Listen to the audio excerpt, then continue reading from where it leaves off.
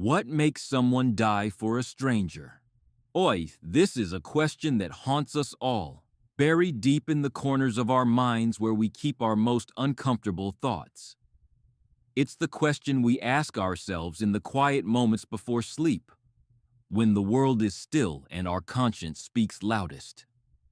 What would I do? How far would I go? For whom would I sacrifice everything? Officer Julia Maren had only been on the force for 3 years. 3 years of quiet service in a city that never seemed to sleep, never seemed to notice the small acts of kindness that made life bearable. She had no medals hanging on her wall, no commendations filling her personnel file, no promotions that spoke of ambition fulfilled. She had no scandals either, no excessive force complaints, no questionable judgment calls, no headlines that brought shame to the badge. Julia was something rarer than a hero cop or a corrupt cop. She was simply a good cop, the kind who remembered details that mattered to people but never made it into reports. She knew that Mrs. Peterson's arthritis acted up before rainstorms, so she'd check on her when dark clouds gathered.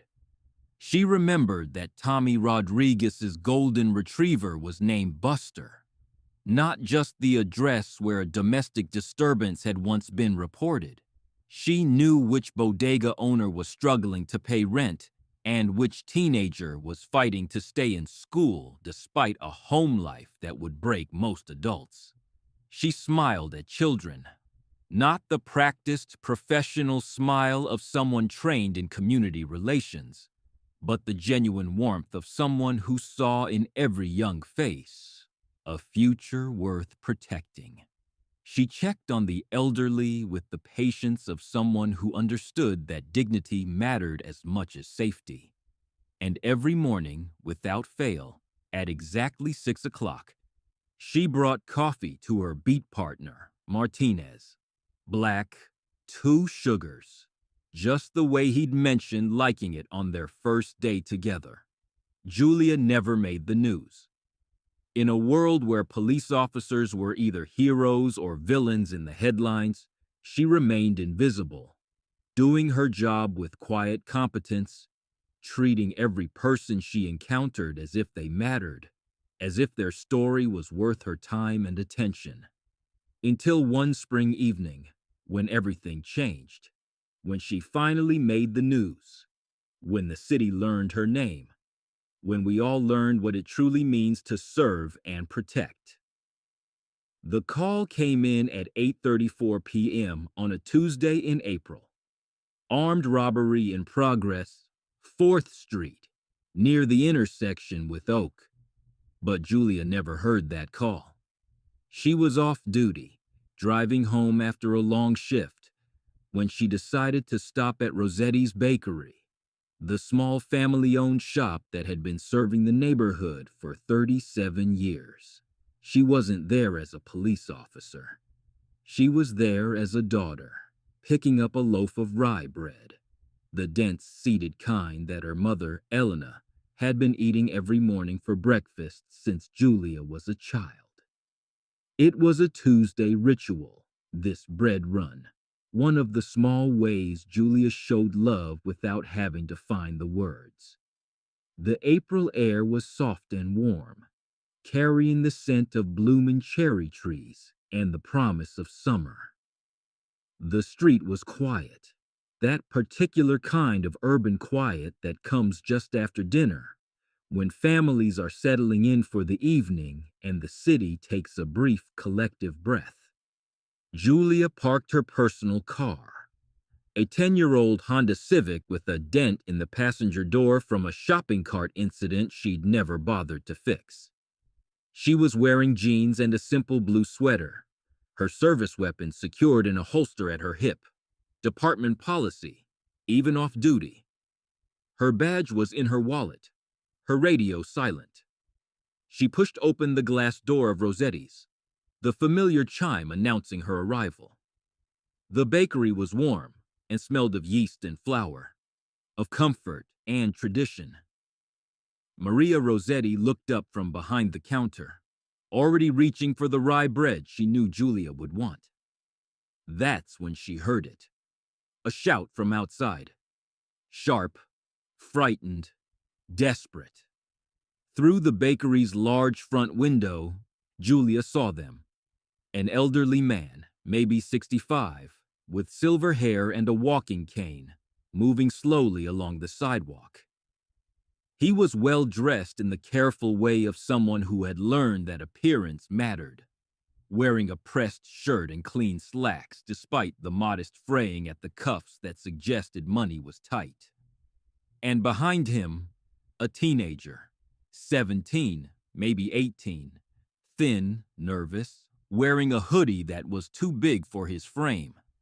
In his shaking hand was a gun, small, chrome, probably stolen or bought on the street for more money than he'd ever held at one time. "Give me your wallet, old man." The boy's voice cracked with fear and desperation, the weapon wavering in his grip. The elderly man, later the news would tell us his name was Henry Castellanos, a retired piano teacher who had never even received a speeding ticket, turned slowly, his cane providing necessary support. His face was calm, resigned, the expression of someone who had lived long enough to understand that some situations had no good outcomes. "I don't have much," Henry said quietly, his voice carrying the slight accent of someone who had learned English as a second language. "But you can have what I do have." Julia stood frozen behind the bakery window for exactly 3 seconds. 3 seconds in which her training warred with her instincts, in which the part of her that had sworn to protect and serve battled with the part that wanted to go home safely to her mother's dinner table. 3 seconds in which she saw Henry's hands shaking as he reached for his wallet. 3 seconds in which she saw the boy's finger tightening on the trigger, panic overtaking whatever plan he might have had. 3 seconds in which she realized that no one else was coming, that no marked patrol car would arrive in time, that this quiet street held only these 3 people and whatever happened next. She didn't call for backup. There wasn't time. She didn't draw her weapon. There wasn't space. Too many variables. Too much risk of crossfire. Too great a chance that trying to intimidate an already panicked teenager would escalate rather than resolve the situation. She ran, straight out of the bakery, straight toward the danger, straight toward 2 people she had never met and might never see again. No plan, no backup, no certainty of survival. Just the deep, unshakable conviction that someone needed help, and she was the only one there to provide it. "Hey!" she shouted, hoping to draw the boy's attention, hoping to break the deadly focus that was narrowing between him and Henry. The teenager spun toward her, the gun swinging wild, and in that moment of distraction, Henry stumbled, his cane clattering to the sidewalk. Julia reached them just as the boy's finger found the trigger. One shot fired, sharp and final in the soft April air. One life lost, but not the one anyone expected. The paramedics arrived at 8:41 p.m., 7 minutes after Mrs. Castellanos called 911 from her apartment window 3 blocks away. The police arrived at 8:43. The news vans began gathering at 9:15, drawn by the police scanners that had crackled with the words every reporter dreaded and hoped for. "Officer down." Julia Maren died at 8:52 p.m. at St. Mary's Hospital, 11 minutes after the ambulance arrived at the emergency room. The bullet had found its mark with terrible precision, and despite the efforts of trauma surgeons who had seen too much violence in their careers, there was nothing to be done. The teenager, his name was Marcus Williams, and he was 16, not 17 as everyone had guessed. surrendered immediately after the shooting. He dropped the gun and sat down on the sidewalk, his hands shaking so violently he could barely speak to the first officers on the scene. The weapon was a .22 caliber pistol he had stolen from his uncle's house, loaded with bullets he had bought with money meant for school lunch. Marcus had been living on the streets for 3 weeks, sleeping in doorways and abandoned buildings, stealing food when he could find it. He had aged out of foster care with nowhere to go and no skills beyond basic literacy. The robbery was supposed to be simple: take a wallet, get enough cash for a meal, and maybe a night in a cheap motel.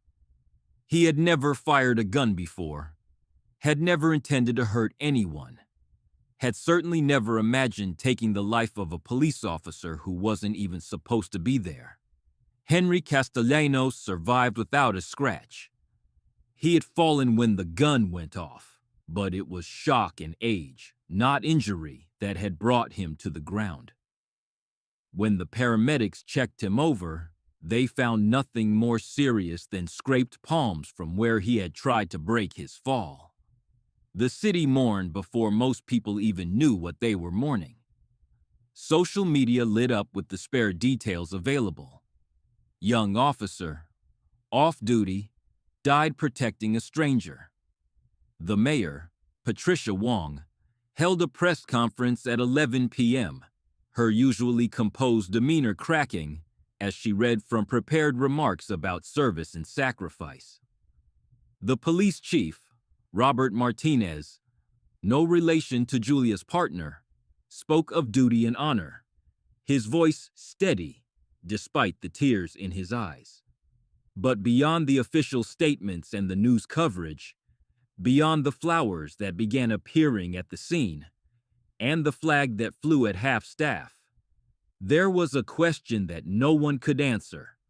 Why did she do it? There was no body camera footage. Julia had been off duty, dressed in civilian clothes. There was no radio chatter, no communication with dispatch, no official record of her decision-making process. No training manual could explain why an off-duty officer would charge toward an armed suspect without backup, without cover, without any of the tactical advantages that might have saved her life. The department's internal investigation would later conclude that Julia's actions were heroic, but not tactically sound. The district attorney would determine that Marcus Williams should be charged as an adult for the death of a police officer, despite his age and circumstances. The media would debate whether Julia was a hero or a victim of poor judgment. But none of that captured the real question, the one that kept Henry Castellanos awake at night, the one that made Marcus Williams weep in his jail cell, the one that would haunt everyone who heard this story. Why did she choose to die for people she didn't know? Ellen Maren had raised her daughter alone since Julia was 12. When Julia's father decided that family life wasn't for him and left for parts unknown with the woman he'd met at the auto parts store where he worked. Ellen had been a nurse then, working double shifts to keep their small apartment and put food on the table. Watching her daughter grow up in the quiet, determined way of children who learn early that life requires resilience. 3 days after the funeral, after the honor guard and the bagpipes, after the mayor's eulogy and the chief's presentation of the folded flag, Ellen drove to Julia's apartment for the difficult task of sorting through her daughter's belongings. Julia had lived simply in a 1-bedroom unit on the 2nd floor of a converted Victorian house. The rent was reasonable, the neighborhood was safe, and the elderly landlord, Mr. Chen, had always been kind about late payments during Julia's first year on the force when money was especially tight. The apartment reflected Julia's personality, clean, organized, but warm. Books lined one wall, mysteries and biographies, some cookbooks she'd inherited from her grandmother, A few volumes of poetry that suggested depths her colleagues had never seen. Photographs covered the refrigerator. Julia with her training class. Julia with her partner Martinez. Julia with Ellen at last year's Christmas dinner, both of them wearing the ugly sweaters that had become their holiday tradition. Ellen worked methodically, sorting clothes for donation, setting aside the few valuable items, packing books into boxes that she would later distribute to the local library. She was holding up surprisingly well, she thought, keeping busy enough to avoid the full weight of her grief. Then she found the diary. It was tucked between Julia's training manuals and department regulations, a small leather-bound notebook with a brass clasp that had been a gift from Ellen when Julia graduated from the police academy. Ellen had inscribed it, "For recording the good you do in the world." Julia had laughed at the sentiment, saying she doubted her daily reports would be that inspiring. But this wasn't for official reports. The first entry was dated 3 months after Julia joined the force. Helped Mrs. Martinez find her cat today. Took 2 hours. Not exactly fighting crime, but she cried when I brought Mr. Whiskers home. Maybe this job is about more than I thought. Ellen sat on Julia's bed, the diary open in her lap, reading through 3 years of her daughter's thoughts and observations. There were entries about difficult calls, about domestic violence situations that had no clear resolution, about the homeless man who slept behind the diner, and how Julia had started buying him coffee on cold mornings. There were doubts about whether she was making a difference, celebrations of small victories, frustrations with bureaucracy and politics. And then, on the final page, dated just 2 nights before she died. Martinez asked me today if I was afraid. We were talking about the Hendricks shooting, about how fast things can go wrong. I told him I wasn't afraid of dying in the line of duty. But that's not exactly true. I think about it a lot, not whether I'd take a bullet. We're all trained for that. We all accept that risk when we put on the badge. But whether I'd take one for a stranger, someone I didn't know, someone who might not even deserve it, someone who was just in the wrong place at the wrong time. I hope I'd be brave enough. If I die on duty, I hope it's protecting someone who really needed me, someone no one else would have helped. I hope when the time comes, I'll be the kind of person who runs toward the danger instead of away from it. I hope I'll remember that every life matters, even if I don't know their story, especially if I don't know their story. I hope I'd be brave enough to be useful, to matter, to mean something. If I die doing this job, I hope it's for someone who needed me. Ellen Maren sat in her daughter's apartment, holding the diary in her shaking hands, and finally understood. Julia hadn't run toward that gun because of training or duty or obligation. She had run toward it because of hope, because she had spent 3 years preparing herself for exactly that moment, building the courage to be the person she wanted to be when everything was on the line. Ellen Maren made a decision that surprised everyone, including herself. She called the local news station and asked if she could read something on the air, something her daughter had written, something the city needed to hear. The interview was scheduled for the 6 o'clock news 3 days later. Ellen sat in the studio, wearing the black dress she had worn to the funeral, holding Julia's diary like a talisman. The anchor, Rebecca Chen, had covered crime in the city for 15 years and had learned to keep her professional distance from the stories that crossed her desk. But there was something about this small, dignified woman clutching her daughter's words that broke through even her practiced composure.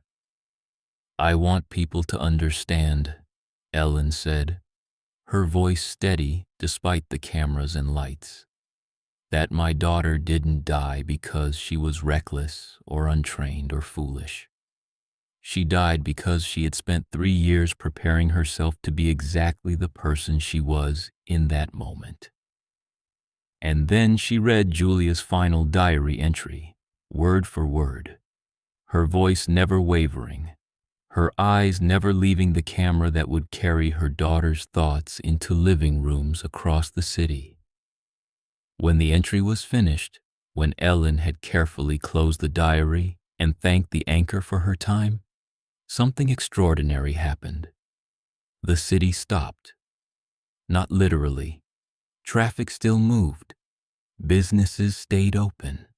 Life continued its relentless forward march. But something in the collective consciousness shifted, a recognition that they had witnessed something rare and precious, a window into the soul of someone who had chosen, deliberately and thoughtfully, to value other lives above her own. The video went viral within hours, not because it was sensational or shocking, but because it was true in a way that cut through all the noise and cynicism that usually surrounded police stories. Here was a young woman who had written her own obituary without knowing it, who had articulated the exact values that would guide her final act. People shared the clip on social media with simple comments. This is what a hero looks like. This is why we still have hope. This is how I want to raise my children. Antonio Rossetti, the bakery owner, printed out the transcript of Julia's diary entry and taped it to his front window, the same window through which Julia had seen the robbery in progress. Within days, people were making pilgrimages to read those words, to stand where she had stood, to try to understand the moment when someone chose to run toward danger instead of away from it. Children wrote letters to the police department, their careful handwriting expressing thoughts that would have been impossible for them to articulate before Julia's story gave them the vocabulary. Dear police, I want to be like Officer Julia when I grow up. I want to help people who need me. My mom read me Officer Julia's words and I cried. I want to be brave like her. Officer Julia ran toward the bad man to help the old man. I want to run toward people who need help too. The letters came by the hundreds, from children and adults, from all over the city and eventually from around the country. Each one a small testimony to the power of Julia's example. Each one proof that her death had meaning beyond the immediate tragedy. But perhaps the most powerful response came from an unexpected source. Someone, no one ever determined who, painted a mural on the brick wall above the alley where the shooting had occurred. It wasn't an official commission or a sanctioned memorial. It simply appeared one night, covering the entire side of the building in colors that seemed to glow even in daylight. The mural showed Julia not as a police officer, but as she had been in that final moment. A young woman in jeans and a blue sweater, running towards someone who needed help. No gun, no badge, no uniform. Just her face, determined and peaceful, surrounded by her own words. Someone who needed me. The building's owner could have had it painted over. The city could have demanded its removal for lack of permits. Instead, it became a shrine, a place where people left flowers and notes, where parents brought their children to talk about courage and service, where anyone could stand and be reminded that ordinary people were capable of extraordinary love. Henry Castellanos had been a piano teacher for 42 years before his arthritis forced him into retirement. He had taught hundreds of students, from 5-year-olds who struggled to reach the pedals to adults who had always dreamed of learning to play. He had been patient with the untalented, encouraging to the gifted, and kind to everyone who sat on the bench beside him. But in the week following Julia's death, Henry could barely stand to look at his piano. Every time he tried to play, his hands shook so violently that the notes came out discordant and broken. He had survived the physical encounter without injury, but the emotional and psychological wounds were proving much harder to heal. He had not asked for Julia's sacrifice, had not wanted it, had not consented to the terrible arithmetic that had exchanged his life for hers. The knowledge that someone had died in his place was a weight that seemed to grow heavier each day. A debt that could never be repaid to the person who was owed it.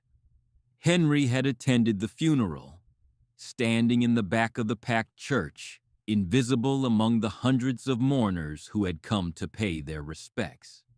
He had wanted to approach Ellen Maren, to say something, to express his gratitude and his sorrow and his confusion. But what were the words for such a moment? How do you thank someone for losing their child so that you might live? How do you apologize for surviving? Instead, he had left flowers, a simple arrangement of white lilies, and returned to his small apartment, where he sat in his armchair and tried to understand what his life was supposed to mean now. 1 week after the funeral, Henry made a decision. He dressed carefully, as was his habit, and took the bus to the police station. He carried with him a small gift, something he hoped might help Ellen Maren understand why her daughter's sacrifice had not been wasted on an unworthy recipient. The desk sergeant was kind but busy, and Henry had to wait nearly an hour before Ellen arrived. She had aged in the past week, he thought, her face drawn with the particular exhaustion of grief. But she greeted him warmly, as if she had been hoping for this meeting, as if she needed to see him as much as he needed to see her.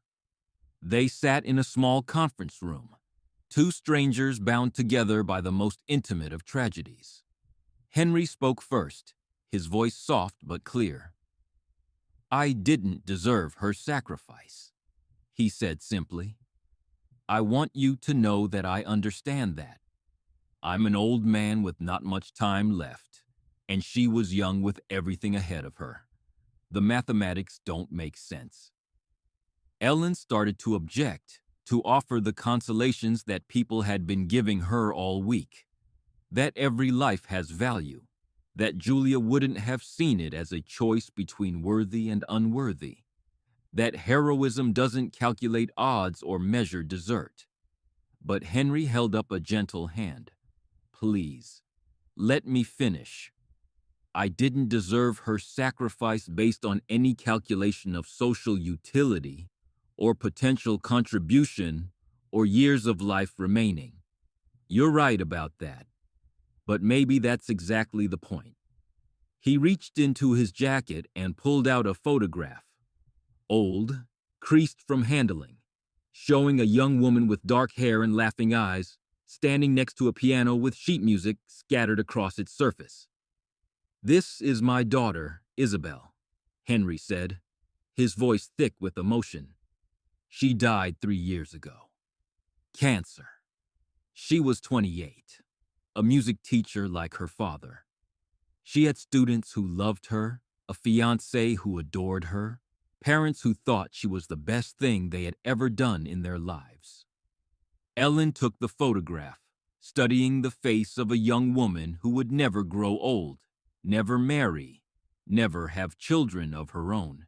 "When Isabel died," Henry continued, "I thought my life was over too. What was the point of living when the person who gave my life meaning was gone? I went through the motions, eating, sleeping, paying bills, but I wasn't really alive. I was just existing." He paused, looking out the window at the city beyond. "That night, when that boy approached me with the gun, I wasn't even afraid. Part of me thought maybe this was how it was supposed to end. Maybe I was supposed to join Isabel. Maybe my time was finally up. But your daughter didn't see it that way. She saw someone who needed help, and she provided it. She didn't know about Isabel, didn't know about my grief or my loneliness or my feeling that I was useless to the world. She just saw someone in danger and decided that was enough. Henry's voice broke slightly. She gave me something I had lost when Isabel died. She reminded me that my life still matters to someone, even if that someone is a stranger. She showed me that I'm still worth saving, even when I don't feel like I am. Ellen was crying now, tears streaming down her face as she held the photograph of Henry's daughter. I lost one daughter, Henry said quietly. Then a stranger gave me another chance to be someone's father again. I didn't deserve your daughter's sacrifice based on any measure of worth. But I'll spend whatever life I have left trying to earn it. I'll try to be the kind of person she thought was worth saving. Beneath Isabel's photograph was a handwritten note in Henry's careful script. I promise to live as if my life matters because Julia Maren decided it did. I promise to help people who need me because she showed me what that looks like. I promise to remember that every person is worth saving, especially when they don't think they are. I promise to honor her sacrifice by being worthy of it. In the weeks that followed, as the media attention began to fade and the city moved on to other stories, a quieter investigation was taking place. Not the official departmental review or the criminal proceedings against Marcus Williams, but something more personal and profound.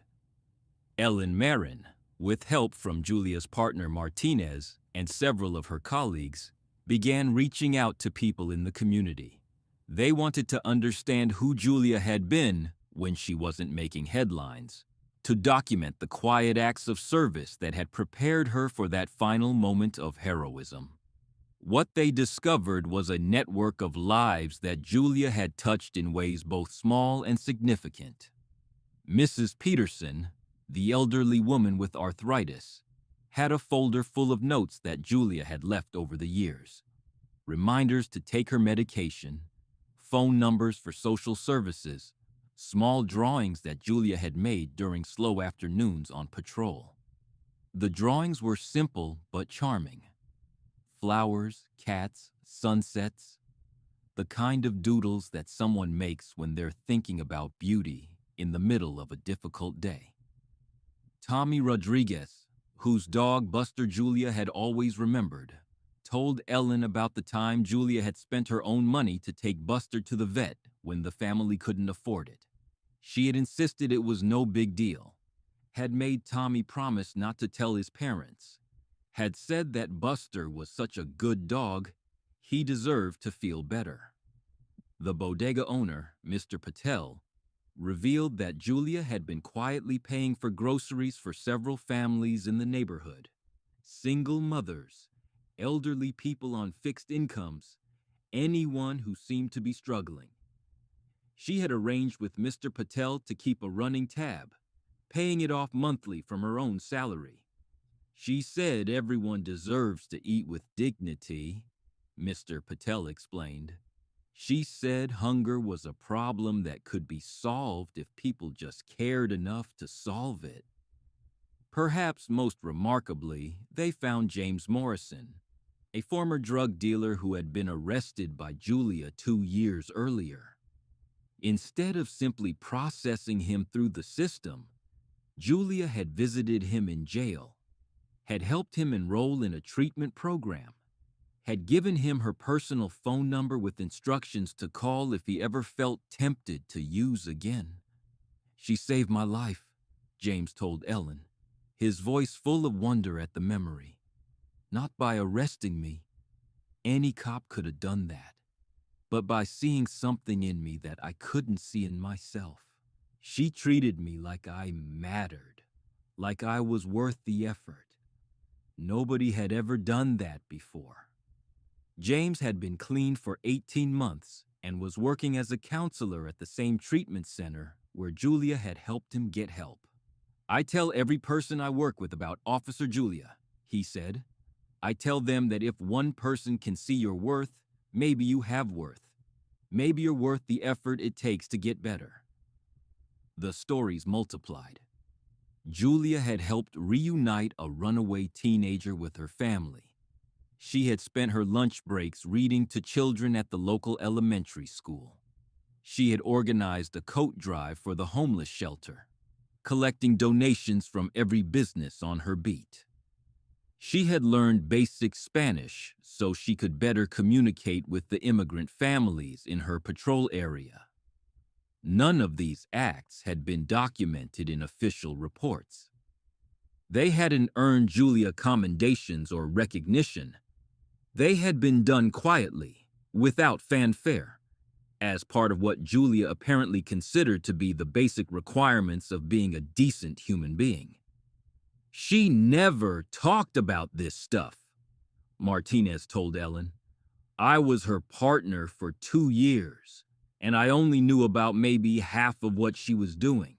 She just did it, like it was obvious, like there was no other way to be." The picture that emerged was of a young woman who had understood, perhaps better than anyone around her, that police work was fundamentally about human connection. That the badge and the gun were just tools, but the real work was done through empathy, consistency, and the radical act of treating every person as if they mattered. Julia Maren was posthumously awarded the city's Medal of Valor, the highest honor that could be bestowed on a member of the police force. The ceremony was held on a bright Saturday in May, with the mayor and the chief and dozens of Julia's colleagues in attendance. Her badge number, 2847, was officially retired, meaning no other officer would ever wear it. But the real memorial wasn't the ceremony or the medal or the retired badge number. It was the dozens of people who came forward to share their stories, the network of quiet kindness that Julia had built over 3 years of ordinary days and extraordinary compassion. Marcus Williams pleaded guilty to voluntary manslaughter and was sentenced to 12 years in prison. He would be eligible for parole in 8 years, still young enough to build a life, still young enough to become someone different than the scared, desperate child who had pulled the trigger on that April evening. But Marcus would carry Julia's story with him every day of his incarceration.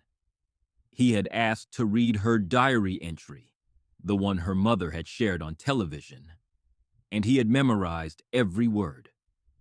In his cell, he wrote letters to Julia's mother, to Henry Castellanos, to anyone who would listen, trying to explain how sorry he was, how different he wanted to be, how he was trying to become the kind of person Julia had believed was worth saving.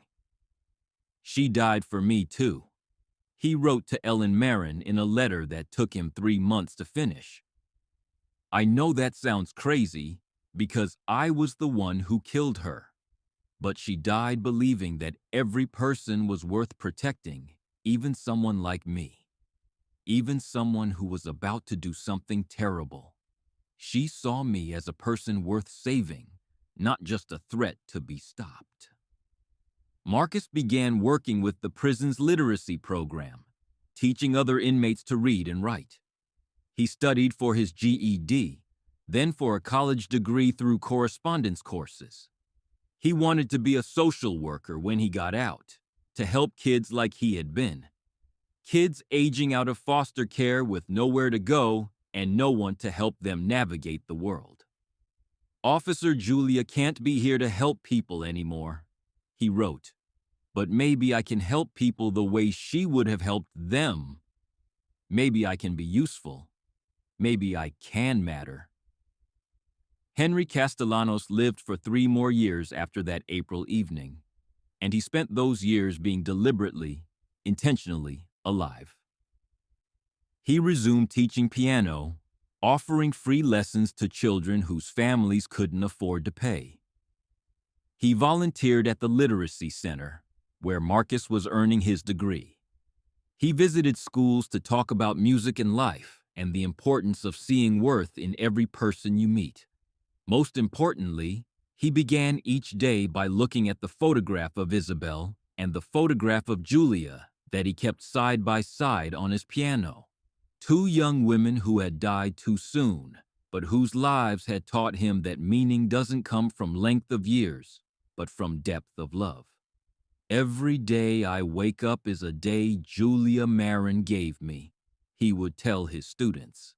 "Every song I play, every lesson I teach, every person I help, it's all possible because a stranger decided I was worth saving. I don't want to waste that gift." Ellen Maren established a foundation in Julia's name, dedicated to supporting young people aging out of foster care. The foundation provided housing assistance, job training, and mentorship programs, all the things that might have helped Marcus Williams before he became desperate enough to steal a gun and threaten a stranger. "Julia died protecting everyone on that street," Ellen explained to supporters at the foundation's first fundraising dinner. "She protected Henry, but she also protected Marcus from becoming a killer. She protected all of us from living in a world where we don't help each other. Her sacrifice was for everyone, not just the obvious victim." The foundation thrived, supported by donations from across the country and staffed largely by volunteers who had been inspired by Julia's story. Every young person who found housing through the foundation, every teenager who learned job skills, every former foster child who received a scholarship to college was part of Julia's continuing legacy. Years passed. The news cycle moved on to other stories. The mural began to fade in the weather, though the community regularly raised money to have it restored. Julia's name was added to the memorial wall at police headquarters, joining the dozens of other officers who had died in the line of duty. But the question remained, whispered in quiet moments when people heard the story for the first time. What makes someone die for a stranger? The answer, perhaps, is not about dying at all. It's about living. It's about the choice to see every person you encounter as someone who matters, someone whose story is worth knowing, someone whose life has value beyond any calculation of utility or desert. It's about the daily practice of kindness, the repeated decision to help when help is needed, the gradual building of moral courage that prepares you for a moment when everything depends on who you choose to be. It's about understanding that we are all strangers to each other until we choose not to be. That the distance between us and the people we might save is not measured in miles or relationships, but in our willingness to see their humanity and respond to their need. Julia Maren didn't die to be remembered. She lived to be useful, and she died because someone needed her. In that final moment, running toward danger with no plan and no backup, she became exactly who she had always been preparing to be. Someone who mattered because she had decided that everyone else mattered too. And that decision, renewed day after day through 3 years of quiet service, was enough to transform a moment of crisis into a moment of grace. It was enough to save a life, to inspire a community, to change a killer into someone who wanted to help others. It was enough to prove that love, lived out in the smallest daily acts, can be stronger than fear, more powerful than violence, more lasting than death. It was enough. That was always enough.